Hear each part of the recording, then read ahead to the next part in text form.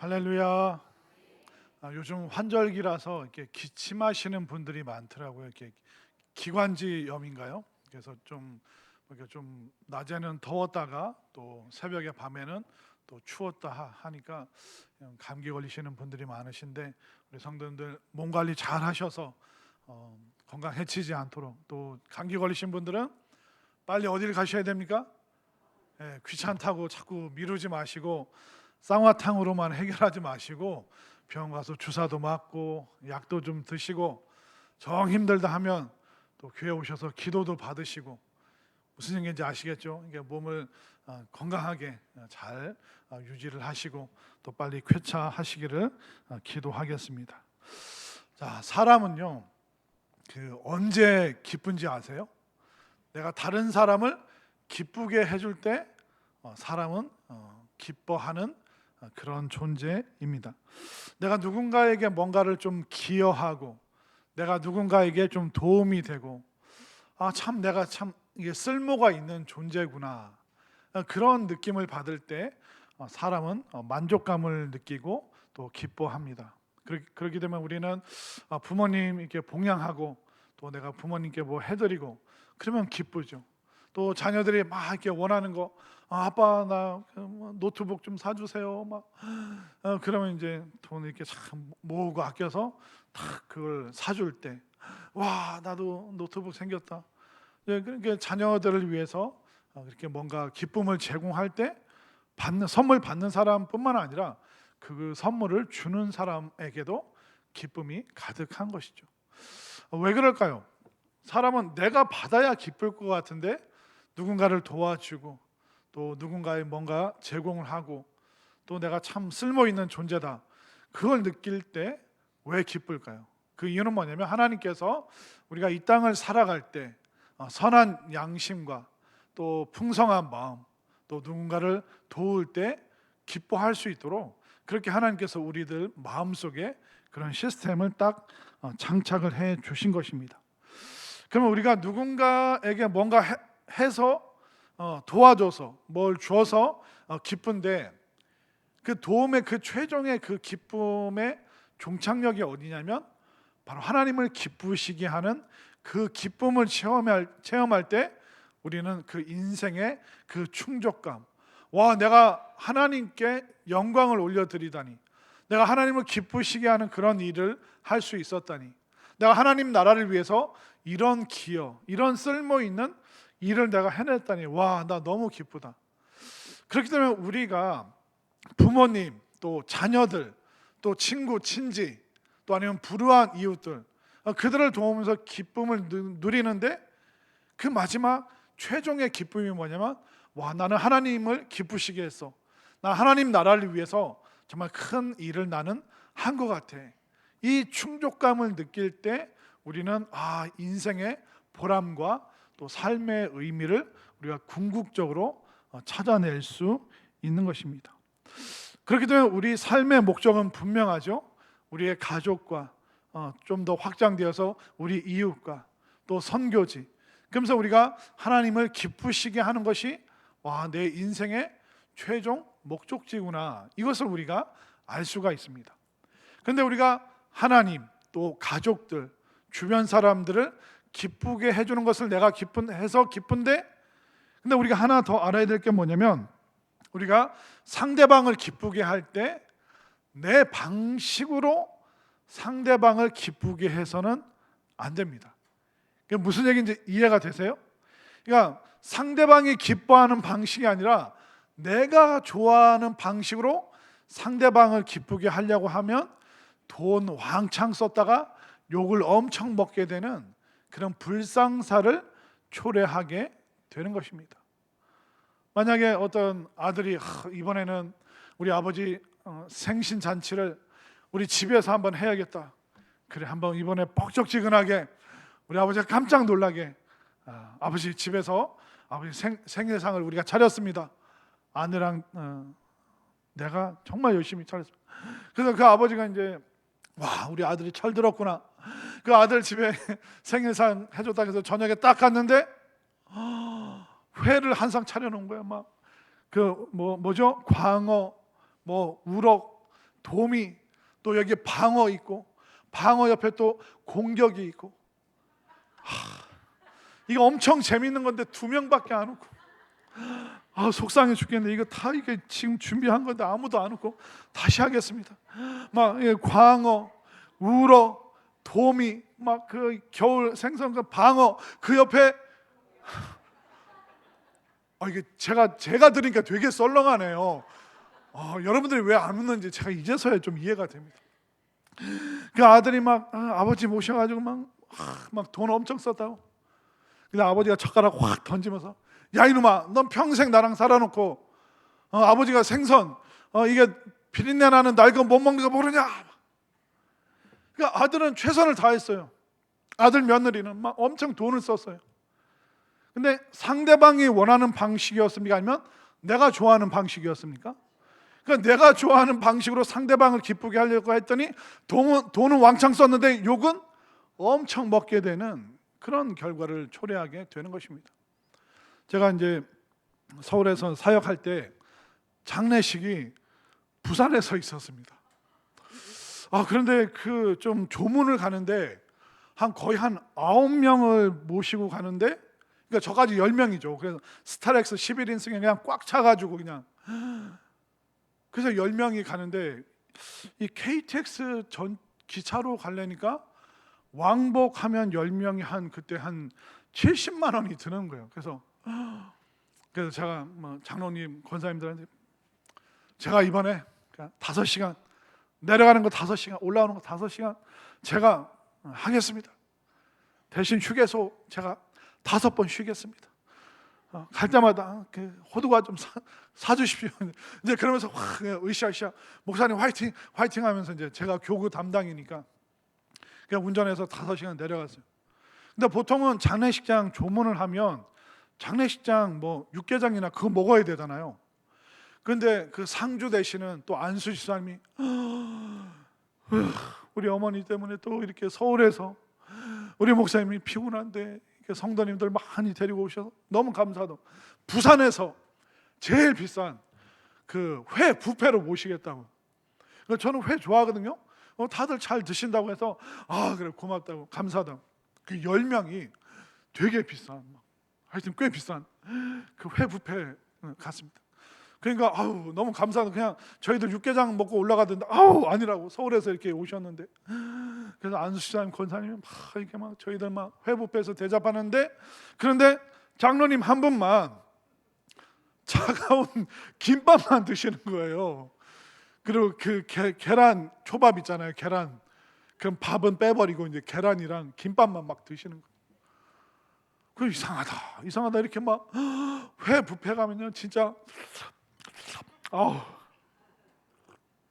초밥부터 생선만 부산 그 앞에 있는 거 싹 그냥 잡아가지고 쫙 차려놨는데, 다른 9명은 다 맛있게 먹는데 홀로 장로님 혼자 김밥을 드시는 거예요.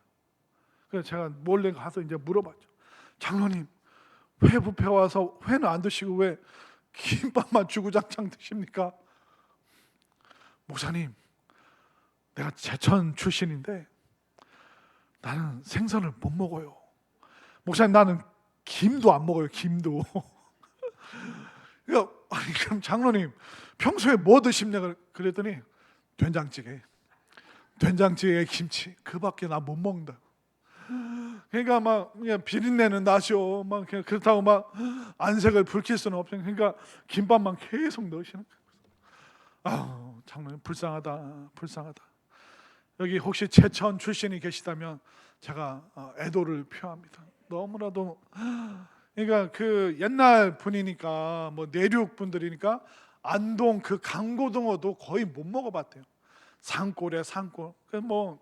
된장찌개, 나물 들어간 거, 그리고 김치 쪼가리 조금. 그렇게 어렵게 사시니까, 그러니까 어렸을 때 먹었던 그 습관 때문에 나이 들어서도 생선도 못 드시고, 여러분들 그 조미된 김도 못 드실 정도면 그 해산물에 대한 거부감이 굉장히 큰 거죠. 무슨 얘기인지 아시겠죠? 그러니까 상대방을 기쁘게 할 때 내가 원하는 방식으로 해야 됩니까? 아니면 상대방이 기뻐하는 방식으로 해야 됩니까? 상대방이 기뻐하는 방식으로 우리가 도움을 주었을 때 기뻐하는 것입니다. 저도 서울의 어떤 청년이 그 보육원, 고아원인데 보육원이라고 표현하잖아요. 거기를 이제 돕고 싶어서 이제 전화를 해서 이제 제가 뭐 이렇게 취업을 하면서 좀 뭐 정기적으로 후원은 못하지만 이번 달에 그 보육원을 제가 아이들 식사를 한번 사주고 싶은데 치킨, 피자 그거 좀 보내드려도 되냐 했더니 보육원에서 마음은 너무 감사한데 사실 이 보육원에 과자, 치킨, 피자 이걸 너무 많이 보내주셔가지고 사실 좀 너무 죄송한데 좀 질릴 때가 있다고. 그래서 그 청년이 그러면 뭐가 필요하시냐고 솔직하게 말씀해 보시라고. 아이들 고기를 좀 먹이고 싶다고. 그러니까 뭐 김치찌개나 좀 이렇게 고기를 넣어서 그럼 돼지고기 삼겹살 보내드리면 돼. 너무 너무 감사하다고. 그러면서 이제 그 원장님 하는 얘기가 뭐냐면 보통은 그냥 일방적으로 뭐 오늘 저녁에 뭐 치킨 몇 박스, 피자 몇 박스 보내겠습니다 하시는데 그게 이게 중첩이 될 때가 되게 많대요. 그러니까 애들이 치킨이랑 피자 못 먹겠지 하는데 의외로 그거는 너무 이렇게 자주 접할 수 있고 고기 굽는 건 좀 힘들지만 그래도 고기국, 고기찌개 이걸 좀 애들 좀 주고 싶습니다. 이게 좀 얘기를 이제 길게 하다 보니까 그런 게 필요하구나. 그래서 이제 삼겹살도 이제 정육점에 얘기를 해서 타타타 이렇게 썰어가지고 이제 찌개에 넣을 수 있는 그거 해서 이제 배달해 준 그 얘기를 이제 청년에게 들은 적이 있는데 그렇구나 제가 깨달은 게 있었어요. 그러니까 내가 이거 해주면 좋아하겠지가 아니라 상대방이 기뻐할 게 뭘까? 상대방이 정말 이 선물로 드렸을 때 상대방이 좋아할 것이 무엇인가? 이걸 헤아릴 수 있는 게 뭘까요? 그게 바로 지혜라고 이야기를 하는 것입니다. 우리가 하나님을 기쁘시게 해드릴 때도 지혜가 필요한 거예요. 내가 교회 안 가고 돈 엄청 많이 벌어서 부자 되면 하나님이 기뻐하시겠지? 그 하나님이 기뻐하시지 않을 수 있다가 아니라 하나님 기뻐하시지 않는 것입니다. 막 우리 애들 막 성공하면 돼, 우리 애들만 잘 되면 돼, 그런 방식으로 이게 하나님께 영광이 될 거야. 그렇지 않을 때가 굉장히 많이 있다는 것입니다. 그렇기 때문에 우리가 어떻게 하면 하나님을 기쁘시게 할 수 있을까? 그것은 바로 우리가 지혜를 가졌을 때. 그럼 어떤 지혜를 가졌을 때, 또 어떻게 했을 때 하나님께서 기뻐하시는가? 또 어떻게 하면 내가 하나님께서 기뻐하시는 그런 사람이 될 수 있는가? 오늘 본문을 통해서 알 수가 있는데요. 자, 그걸 생각하면서 1절 말씀. 여기서 독특한 표현이 나오죠. 누구의 잠언이라고 말하고 있습니까? 솔로몬의 잠언. 또 부연 설명으로 잠언이 크게 세 파트로 나눠져 있습니다. 우리가 지난번까지 봤던 1장부터 9장까지가 한 파트고요. 오늘부터 보는 10장부터 22장 초반까지가 두 번째 파트. 그리고 22장 후반부터 31장까지가 세 번째 파트인데 1장부터 9장까지는 지혜와 음란한 여인의 그 대화의 교차. 지혜가 우리를 부르면서 동시에 세상의 음란한 지혜가 우리를 유혹하는. 그러니까 두 가지 소리가 우리를 부르는데 우리를 구원으로 부르는 지혜와 우리를 멸망으로 부르는 세상의 음란한 지혜. 이 두 가지가 계속 교차되면서 나왔던 것이 1장부터 9장까지였다면 10장부터는 솔로몬의 잠언이라. 이제 솔로몬이 아들에게 주는데 이 10장부터는 그냥 한 절 한 절 끊어서 읽어도 됩니다. 그러니까 10장 1절이 다른 내용이고 10장 2절이 다른 내용이고 그러니까 한 구절 한 구절만 봐도 그 속에서 우리가 무궁무진한 지혜를 얻어낼 수 있는 그 내용들이 나옵니다. 그런데 우리가 한 구절씩 이제 10장부터 22장 초반까지는 그냥 이렇게 여러분들이 그 한 구절 딱 찍고 그것만 읽어도 되게 감동이 되고 깨달음이 있고 지혜를 줍니다. 근데 문제는 뭐냐면 우리가 짧은 그 격언 속에서 중요한 메시지를 뽑아내는데 그때 조심해야 될 게 뭐냐면 전체 주제를 가지고 한 구절, 격언 하나, 한 단어를 봐야 되는 겁니다.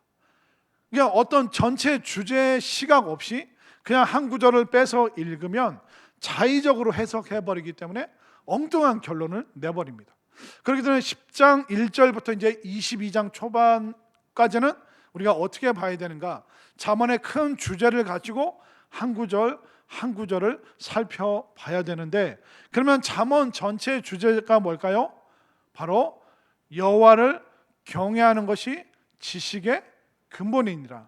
그러니까 하나님을 경외하는 것, 하나님을 두려워하고 하나님을 어려워하지만 그러나 하나님 사랑하는 그 마음 가지고 우리가 한 구절 한 구절 살필 때 우리는 지혜의 말씀을 우리가 깨달을 수 있고, 또 어떤 구절이 와도 우리가 그 주제를 벗어나지 않을 때 우리가 올바른 결론에 도달할 수 있는 것이 바로 10장 1절부터 한 구절 한 구절의 그 짧은 격언이 주는 탁 우리의 정신을 깨우치게 하는 그 격언들이 이제 나오기 시작하는 것입니다.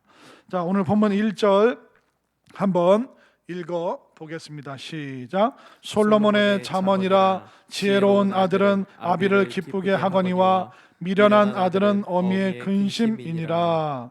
자, 여기 아들이라는 표현이 나오고 있는데, 자, 이 당시 이제 팔레스틴 지역에는 아들이 중요했는데 그 중에서도 어떤 아들이 중요했을까요? 차남이 중요했을까요? 장남이 중요했을까요? 장남. 그러니까 장남 우선순위. 그래서 구약 시대 때는 10명의 아들이 있어도 장남에게 아버지 전 재산의 절반이 갑니다. 아들에게, 장남에게. 나머지 9명이 나머지 절반을 가지고 나눠야 됩니다. 그러니까 이 장남의 권위가 굉장히 큰 지역이 바로 팔레스틴 지역이었고, 또 이스라엘, 그러니까 솔로몬 당시에도 마찬가지였습니다. 그리고 우리도 조금 앞전 세대만 가도 장남의 이름으로 가족들을 다 불렀습니다. 철수가 장남이면 그 아버지를 뭐라고 불렀습니까? 동네에서 철수 아버지. 그 엄마는 뭐라고 불렀습니까? 철수 엄마. 그럼 철수의 동생은 뭐라고 불려요? 철수 동생. 희한하죠? 그 장남의 이름으로 그 가족들을 다 설명이 가능했습니다. 그 옛날에 그 집에 전화기 딱 한 대만 있을 때 딱 전화를 하잖아요. 안녕하세요. 거기 철수네 집이죠? 그럼 아버지가 뭐라 그럽니까? 아니다, 여기는 내 집이다. 그렇게 말하는 사람 한 명도 없었어요. 거기 철수네 집이죠? 그래, 철수네 집이다. 철수 있어요? 그래, 잠깐만 기다려라. 그런 식으로 그 장남의 이름으로 그 가족들을 다 설명할 수가 있었습니다. 그런데 이 장남이 만약 좀 사고치고 문제 일으키고 그러면 어떨까요? 그럼 동네에서 손가락질을 받는 거예요. 왜냐하면 고대 사회에서는 장남이 굉장히 중요했고, 이 장남이 어떻게 하느냐에 따라서 그 집안의 흥망성쇠, 이것이 결판이 났기 때문에 장남이 굉장히 중요했습니다. 그렇기 때문에 이제 10장부터 완전히 내용의 새로움이 시작되고, 그리고 어떤 내용의 형식도 바뀌게 되면서 가장 첫 번째, 아들이 지혜로워야 된다. 이 말은 뭐냐면 그 집안의 장남이 지혜로워야지만 그 아버지와 그 어머니와 그 동생들 온 가족이 다 평안하기 때문에 솔로몬은 바로 장남, 첫째 아들, 네가 잘해야 된다라고 그것을 말하고 있는 것입니다. 그런 의미에서 1절을 다시 한번 보십시오. 솔로몬의 잠언이라. 지혜로운 장남은 아비를 기쁘게 하거니와 미련한 장남은 어미의 근심이니라. 우리가 이렇게 읽어도 크게 의미를 벗어나지 않습니다. 그렇기 때문에 그 집안의 아들, 특별히 장남이 지혜로워야 되는데, 오늘 이 솔로몬의 이 잠언, 그리고 지혜로운 아들, 이 지혜로운 아들에서 이 지혜가 어떤 단어를 쓰냐면 하캄이라는 단어를 씁니다. 구약에서 지혜는 주로 호크마를 쓰는데, 이 호크마는 구원받는 지혜예요. 그러니까 우리가 여호와를 경외하고 구원받는 지혜를 호크마라고 하고, 오늘 지혜로운 장남, 지혜로운 아들 할 때 이 지혜는 하캄이라는 단어를 쓰는데, 이 하캄은 뭐냐면 재주, 재능, 기술이라는 뜻이 있습니다. 그렇기 때문에 재주와 재능과 기술을 가진 그 아들, 다시 말해서 문제를 해결할 수 있는 장남은, 문제를 해결할 수 있는 아들은, 문제를 해결할 수 있는 자녀는 아버지를 기쁘게 하고 어머니를 기쁘게 해요. 근데 문제를 해결하지 못하고 문제를 일으키고 소동만 일으키는 아들은, 그 장남은, 그 자녀는 아버지 어머니를 근심케 한다라고 딱 단언하면서 솔로몬이 가장 먼저 이 이야기를 하고 있는 것입니다. 그렇기 때문에 솔로몬이 중요시 여기는 게 뭘까요? 문제를 일으키는 지혜가 아니라 가족 안에서 문제가 일어났어도, 교회 안에서, 사회 안에서 문제가 일어났어도 문제를 해결하는 지혜를 가진 사람이 있다면 그 사람을 통해서 그 사회, 그 가정의 모든 구성원들이 평안을 누릴 수 있기 때문에 정말 지혜가 얼마나 중요한가. 그렇기 때문에 여러분들이 문제를 해결하는 이 학함의 지혜를 여러분 모두가 소유할 수 있게 되기를 바랍니다. 장남이 문제를 일으켰어도 차남이, 자녀가, 막내가 그것을 해결할 수 있는 학함, 문제 해결의 지혜가 있다면 그 장남이 그것을 보면서 정신을 차리게 되겠죠. 막내가 사고뭉치해요. 그러나 지혜롭게 행하는 형, 누나들 보면서 그도 지혜로워질 수 있기 때문에 이 문제를 해결할 수 있는 이 지혜가 얼마나 소중한 것인가. 우리가 성도들이 지혜로우면 하나님이 기뻐하시는 것이죠. 목회자가 지혜로우면 성도님들이 기쁘죠. 또 성도님들이 지혜로우면 누가 또 기쁠까요? 목회자들이 기뻐지게 되는 것입니다. 그렇기 때문에 우리가 문제를 일으키는 사람이 아니라 문제를 해결하는 학함의 지혜를 지니는 믿음의 성도님들이 되어 주시기를 바랍니다. 그리고 2절로 가볼까요? 자, 2절 말씀 함께 읽겠습니다. 시작. 불의의 재물은 무익하여도 공의는 죽음에서 건지느니라. 그러니까 불의한 재물이 있고 공의로운 재물이 있다.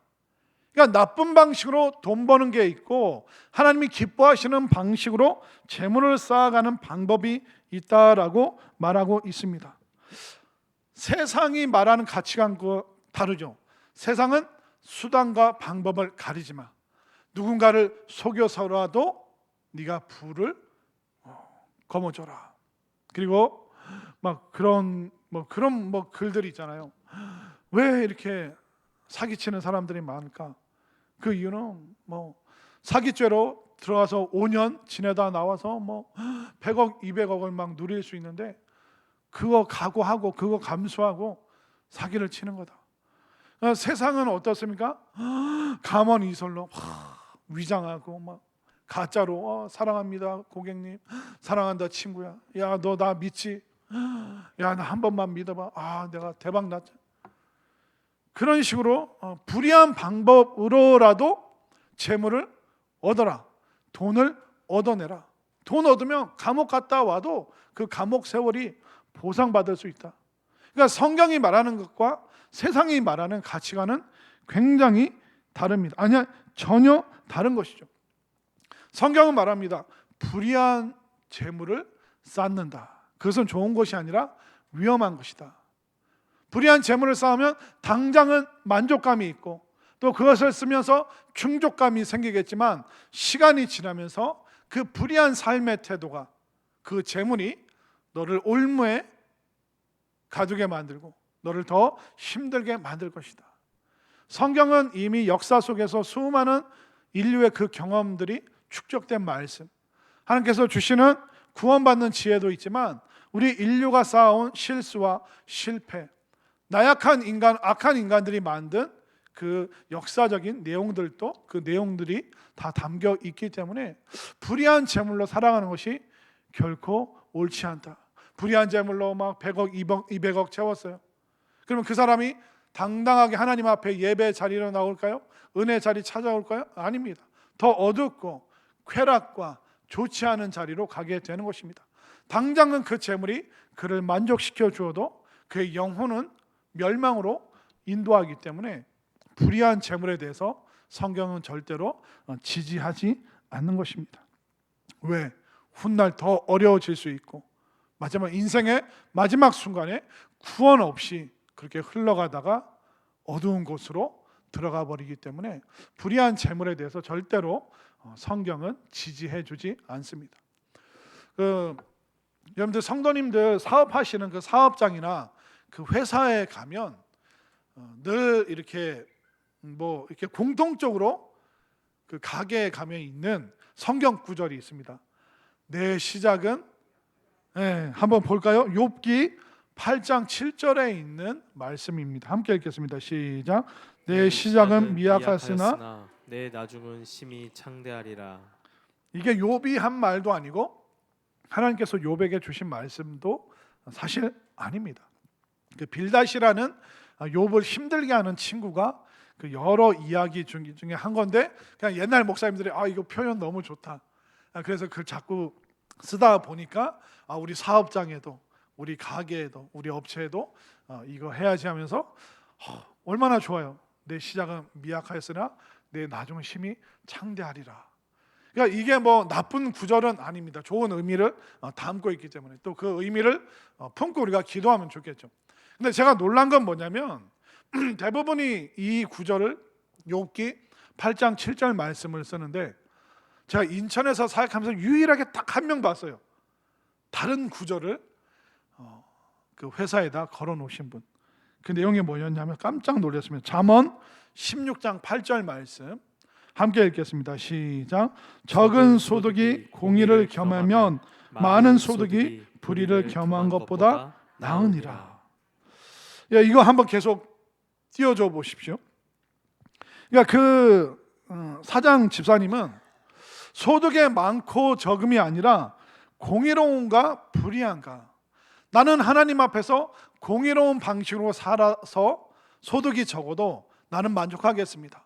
나는 소득이 많아지는데 그것이 불의한 방법이고 하나님 기뻐하시지 않는 방법이라면 내가 그것을 과감히 거절하겠습니다.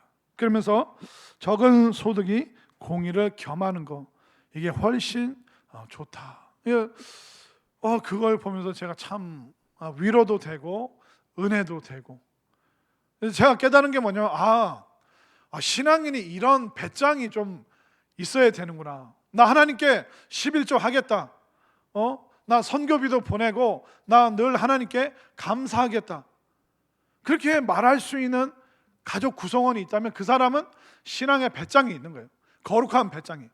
이렇게 살아갈 때 굶주리지 않는다. 굶어 죽지 않는다. 하나님께 드리고 하나님께 드림이 나의 기쁨이 되고 또 하나님께서 그것을 전도와 다음 세대와 선교를 위해서 쓰실 것이다. 교회를 든든히 세워가는데 하나님께서 사용하실 것이다.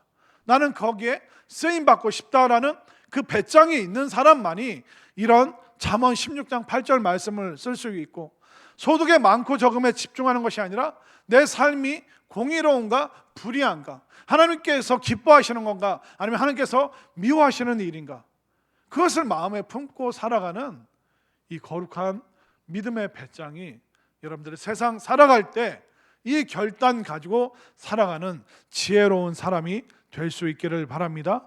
그렇기 때문에 하나님, 나 돈 많이 벌었잖아요. 야, 너 불의한 방법으로 벌었잖아. 그래서 하나님 많이 벌어서 많이 드렸잖아요. 하나님께서 나 그거 기뻐하지 않는다. 근데 하나님, 저 이거밖에 없어요. 괜찮다. 네가 공의로운 방법으로, 네가 성실한 방법으로, 또 네가 지혜로 그것을 네가 얻었으니 적어도 나는 기쁘다. 그러니까 하나님께서 무엇을 기뻐하시는가 명확하게 명쾌하게 지금 알려주고 계시는 것입니다. 그렇기 때문에 10장부터는 한 구절만 내가 꽉 붙잡고 있어도 그 말씀이 여러분들을 지혜로, 여러분들을 학함으로, 문제 해결의 길로 인도해 주기 때문에 여러분들 지혜의 말씀을 꽉 붙잡으시고 결단하시고 거룩한 배짱으로 여러분들이 살아가시기를 바랍니다. 3절 말씀을 한번 볼까요? 자, 2절과 내용은 좀 유사하죠. 자, 3절 말씀 읽겠습니다. 시작. 여호와께서 의인의 영혼은 줄이지 않게 하시나 악인의 소욕은 물리치시느니라. 그러니까 의인의 영혼은 줄이지 않게 하신다. 영혼이 뭘 먹는 건 아니잖아요. 근데 이 영혼이라는 이 단어의 의미를 계속 찾아가다 보면 영혼, 본질, 인생, 그리고 자아의 충족감이라는 단어까지 갑니다.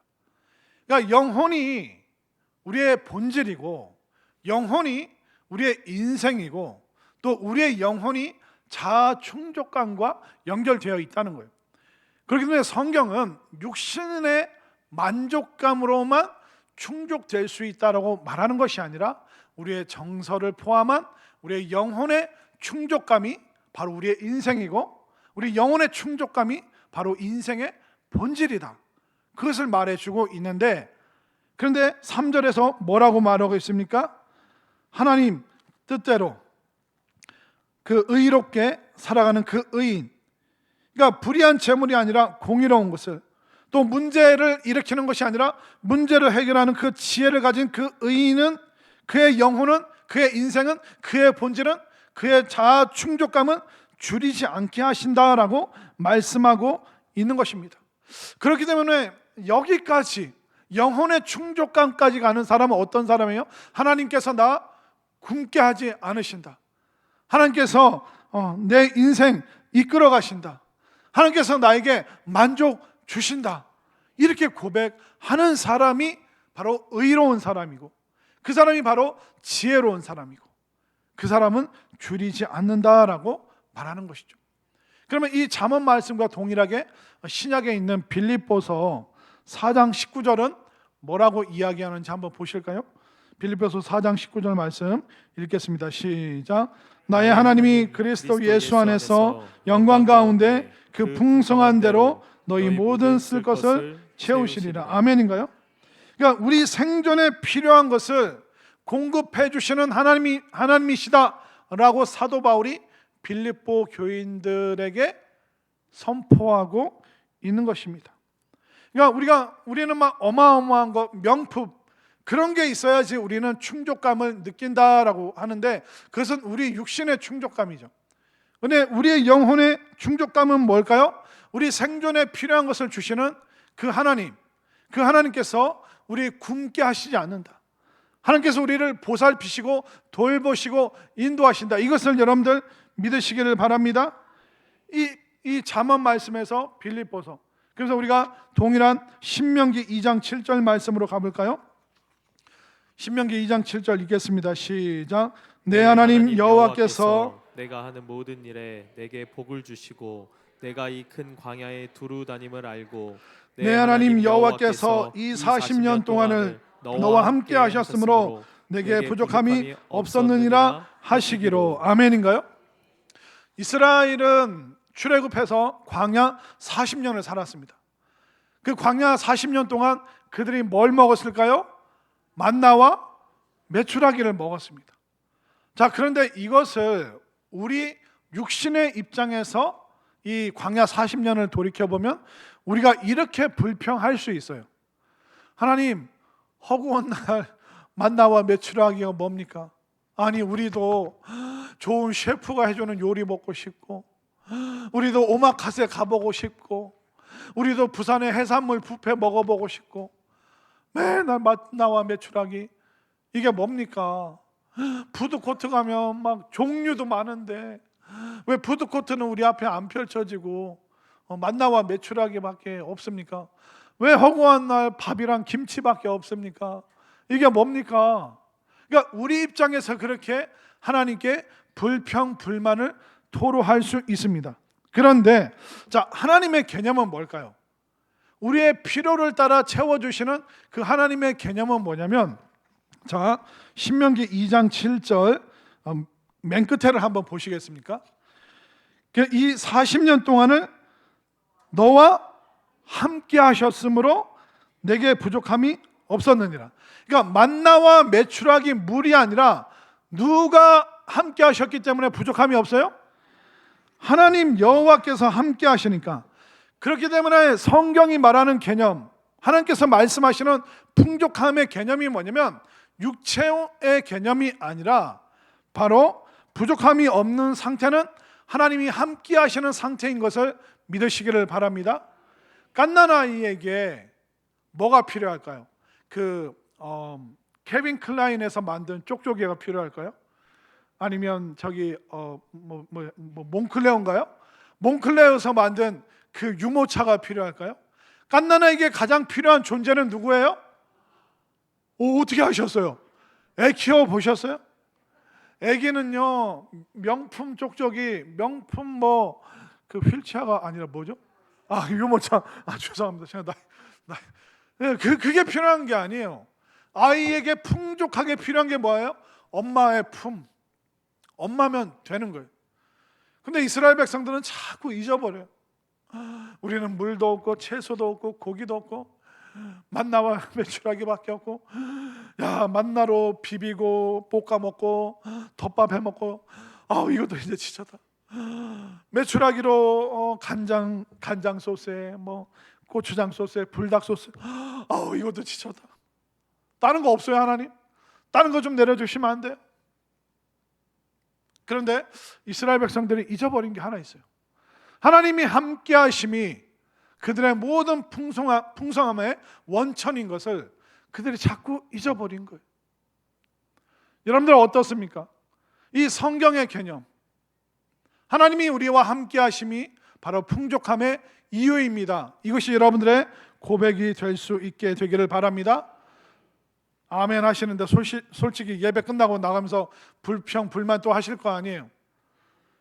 그렇기 때문에 성상교회 불평 불만 분자들은 제가 북한으로 보내버리겠습니다. 그럼 여러분들 불평 불만 사라질 거 아니에요. 아니 뭐 북한까지도 뭐 솔직히 못 보내니까 여러분들 필리핀으로 제가 좀 보냈으면 좋겠어요. 제가 필리핀 선교사님 만나고 왔잖아요. 선교사님이 분명히 제가 출발하기 전에 그랬어요. 필리핀 지금 겨울이다. 필리핀 지금 시원하다. 여러분들 선교사님들 다 믿을 필요 없어요. 믿을 수가 없어요. 세상에 믿을 사람은 하나도 없어요. 겨울이라고 해서 갔는데 아침에 제가 새벽에 일어나서 온도를 딱 쟀더니 25도, 새벽에 낮에 33도. 햇볕에 나가잖아요. 타 살이. 선교사님 이게 뭡니까? 겨울이라고 그랬잖아요. 그래서 선교사님 이거 시원하지 않냐고. 이거 되게 시원한 거라고. 그래서 제가 물어봤죠. 진짜 이게 시원한 거냐고. 그랬더니 선교사님이 필리핀에도 그 계절이 4개가 있대요. 4계절이 다 있대요. 진짜요? 그럼 무슨 계절이냐고 했더니 여름이 있대요. 그래서 좀 더운 여름이 있고 무지하게 더운 여름이 있고 그 다음에 비가 억수로 내리는 여름이 있대요. 그래서 제가 막 발버둥 쳤죠. 길에서 막 이게 뭐냐, 겨울이라고 해서 왔는데 혹시 지금 사는 게 막 진짜 힘들고 막 못 먹겠다, 입을 거 없다, 막 하여튼 사는 게 마음에 안 드시는 분은 예배 끝나고 저를 찾아오시기 바랍니다. 4계절이 있는 필리핀으로 여러분들을 보내드리겠습니다. 그래도 말을 안 듣는다? 북한 가는 거예요. 아우지 가는 거예요. 회암 성결교회 개척 멤버로 가는 거예요. 여러분들 왜 여러분들이 하나님이 지금 풍성하게 주시는데도, 필요를 채워주시는데도 왜 불평 불만을 할까요? 그 이유가 뭔지 아세요? 이 세상이 어떻게 합니까? 자꾸 남하고 비교하라고 하잖아요. 세상이. 그러니까 우리가 하나님을 믿고 예배하고 말씀 듣는데도 불평 불만이 있는 게 뭐냐면, 세상이 계속 여러분들을 야 남과 비교해봐, 너 아무것도 아니야, 너 이거 만족하면 안 돼. 여러분들 행복의 반대말이 불행일까요? 아니더라고요. 행복의 반대말이 뭔지 아세요? 비교예요. 비교. 다른 걸로 우리 불행해지는 거 아니에요. 비교하니까 옆집 아들은, 아랫집 딸은, 친구 아들은, 우리 친척 딸은, 비교하기 시작하면 그때는 행복 끝, 불행 시작이 될 수밖에 없는 것입니다. 한번 생각해 보세요. 아이고 여보, 저 집은 여름 휴가 때마다 해외 나간다는데, 해외 여행 간다는, 우리는 맨날 대청 와가지고 이게 막 보리밥이나 먹고 말이야. 이게 무슨 휴가냐고. 아빠, 내 친구는 고등학교 졸업하고 대학생 되면서 아빠가 외제차 사줬다는데 나는 아빠가 맨날 녹차만 사주고, 이걸 뭐 그린티라고 속이면서 이런 거 맨날 이런 차나 사주고, 엄마 우리 집안은 왜 이래, 우리는 왜 그래. 비교하기 시작하면요 모든 행복이 다 사라질 수밖에 없는 것입니다. 그래서 비교하잖아요. 그럼 세상이 계속 여러분들에게 말하는 거예요. 너 지금 결핍하잖아. 너 지금 이거 없잖아. 딴 사람은 다 이거 갖고 있어.